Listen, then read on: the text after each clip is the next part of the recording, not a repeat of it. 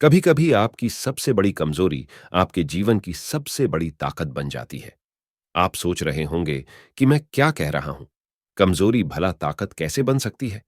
चलो, इसे थोड़ा आसानी से इस कहानी के जरिए समझते हैं। यह कहानी एक ऐसे 10 साल के छोटे बच्चे की है जो जूडो कराटे सीखने का मन बनाता है।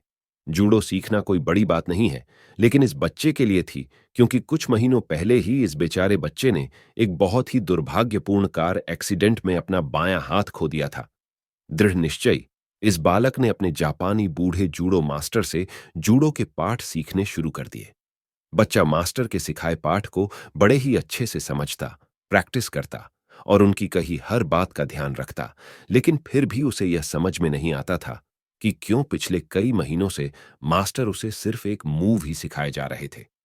वन दिन बच्चे ने अपने मास्टर से पूछ ही लिया, मास्टर, क्या आपको नहीं लगता कि मुझे और भी अलग अलग मूव सीखने चाहिए? मास्टर बोला, तुम इस मूव को अच्छे से सीख चुके हो और तुम्हें इसे और भी ज्यादा अच्छे से सीखना चाहिए। लड़का अपने मास्टर की बात को ठीक से समझ नहीं पाया, लेकिन फिर भी उसे अपने मास्टर पर भरोसा था।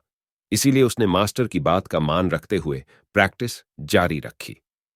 कुछ महीने और बीत गए और वन दिन मास्टर अपने उस छोटे से स्टूडेंट को एक प्रतियोगिता में हिस्सा लेने के लिए ले गया और आश्चर्यजनक रूप से पहली 2 मैचेस वह लड़का बड़ी आसानी से जीत गया।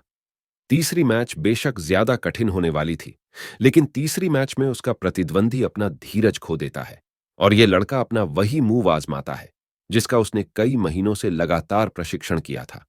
लड़का खुद भी अपनी कामयाबी से आश्चर्यचकित रह जाता है। सबको हराने के बाद आखिरकार लड़का फाइनल्स में पहुंच जाता है। फाइनल में लड़के के अपोजिट जो प्रतिद्वंदी था, वह उससे कई बड़ा ज्यादा ताकतवर और ज्यादा अनुभवी मालूम होता था। वो लड़का बेमिसाल लग रहा था। मैच शुरू हुई और छोटा लड़का काफी मार खाने लगा। कहीं वो छोटा लड़का ज्यादा इंजर्ड ना हो जाए, यह सोचकर रेफरी बीच में आया और उसने थोड़ी देर के लिए मैच रोक दी। रेफरी शायद पूरी तरह से मैच को खत्म करार दे देता, लेकिन तभी मास्टर ने उसे ऐसा करने से मना किया और बोला कि इस मैच को जारी रखो। मैच फिर से शुरू हुई।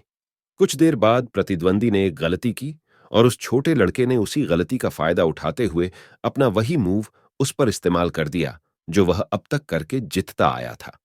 अपने से कई गुना ताकतवर और कदावर प्रतिद्वंदी भी उसके आगे ढेर हो गया। वह छोटा लड़का मैच जीता और प्रतियोगिता भी। वो विनर बना। घर वापस लौटते हुए रास्ते में मास्टर और उस लड़के ने हर मैच के हर मूव का विश्लेषण किया। हिम्मत करके उस लड़के ने अपने मास्टर से वह सवाल पूछ लिया जो उसके दिमाग में कब से चल रहा था।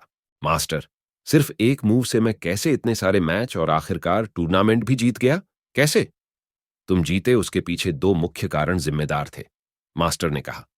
पहला कारण कि तुमने जुडो के सबसे कठिन मूव में महारत हासिल कर ली थी और दूसरा कारण यह कि तुमने जो मूव सीखा था उससे बचने का एक ही उपाय है कि अगर तुम्हारा प्रतिद्वंदी तुम्हारा बायां हाथ पकड़ ले।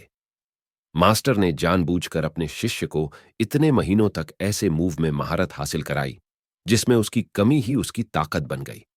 सच्चाई जानने के बाद लड़के की आंखों से आंसू बह निकले और उसकी आंखों में अपने मास्टर के लिए जो सम्मान था वह कई गुना बढ़ गया।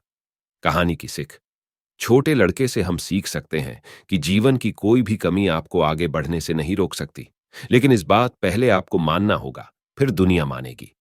मास्टर से हम सीख सकते हैं, दृष्टिकोण बड़ा ही महत्वपूर्ण होता है। दुनिया के लिए जो कमियां हैं उसे हम दृष्टिकोण बदलकर ताकत में बदल सकते हैं। दुनिया के लिए जो कचरा है उसे हम मूल्यवान बना सकते हैं।